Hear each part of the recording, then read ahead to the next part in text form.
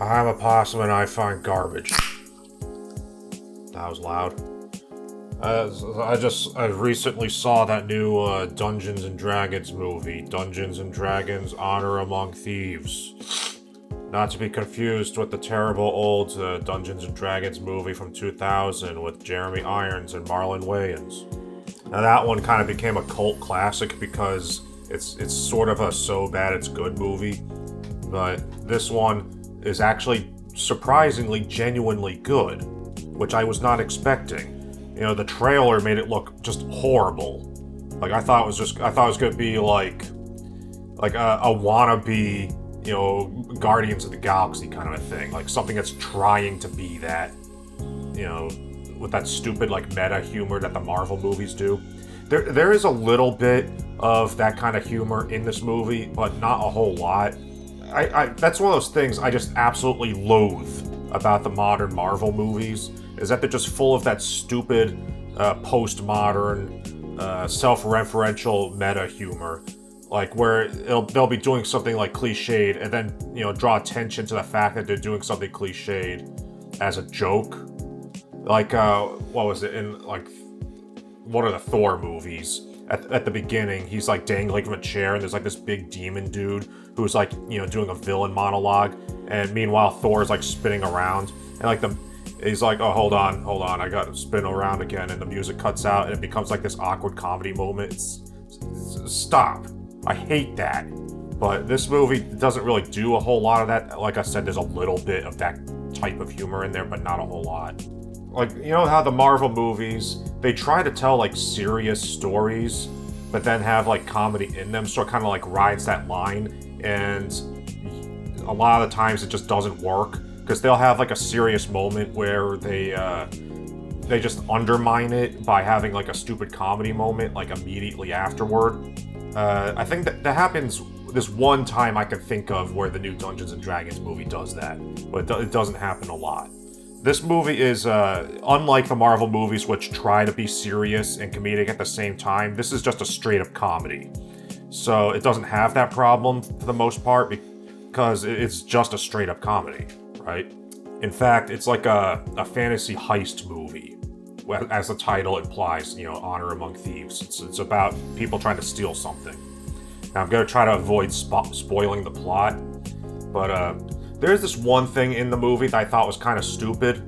This is kind of a minor thing, but there's this one character who has the power to turn into animals. She can turn into basically any animal.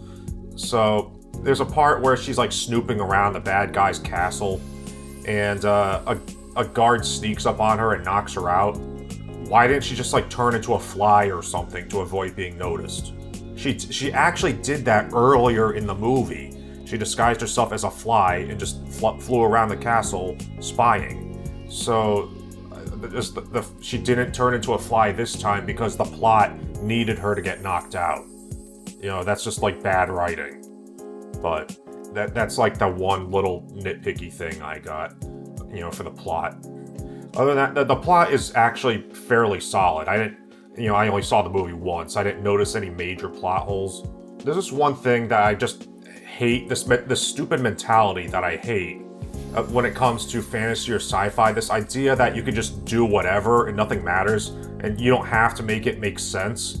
It's like, no, even in a fantasy story, you have to have established rules and internal logic, because in order to suspend disbelief, like, I don't have a problem, like, most people aren't gonna have a problem with a story featuring, like, wizards and dragons and stuff, but that requires suspension of disbelief. But you can't have suspension of disbelief unless you have some kind of internal consistency, because believability requires consistency.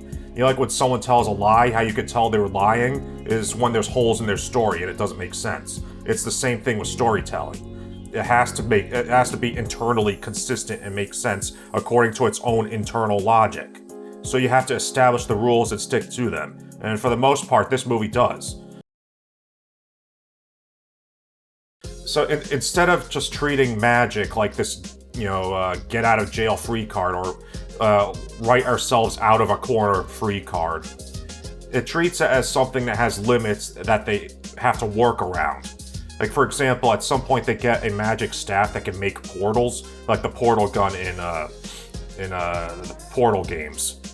So, but the limitation is you have to be able to see where you're casting the portal, right? So they can't just, portal straight into the vault. Instead, they have to concoct this elaborate scheme to somehow sneak a portal into the vault. In typical heist movie fashion, not everything goes according to plan, so they have to, think on their feet, and, things keep changing. So the fact that they have to work around these limitations facilitates the story. It's not like, oh, we got a problem, let's, cast a spell and just, undo it. There's actually some thought put into it. It's a fairly smartly written movie, right? Most of the major characters have an arc of some kind, or they have a thing. And there's the one character who has to overcome his self-doubt. There's another character who has to overcome the fact that he's a terrible father, stuff like that. So, there's character stuff going on. It's not super complicated character stuff, but it's enough to make the story, it's enough to make you care about the characters. Even what's his name, Justice Smith, who in most of the things I've seen him in, I can't stand him. He was in Detective Pikachu and Jurassic World: Fallen Kingdom. In both of those movies, I thought he was just awful because his whole character is just running around screaming. He's not like that in this movie. He's kind of he plays a wizard with no self-confidence. You could probably guess where his arc goes. Anyway, so yeah, the movie is surprisingly good. It's not going to change your life or anything. It's a lot better than I was expecting.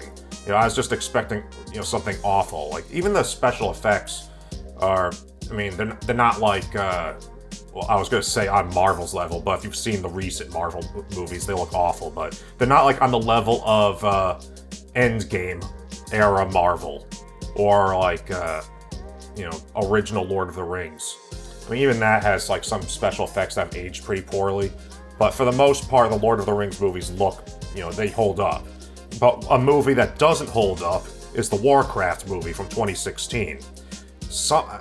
That movie, the Warcraft movie, somehow manages to look both really cheap and really expensive at the same time.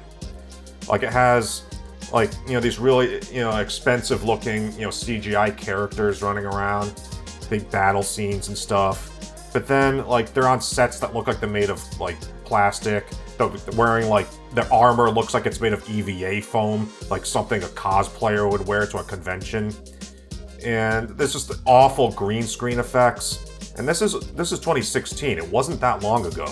This Dungeons and Dragons movie, I was kind of afraid it would end up kind of like that, because you can't really judge the special effects from a trailer, because the trailer is obviously only going to show the best looking stuff to try to get you to watch it.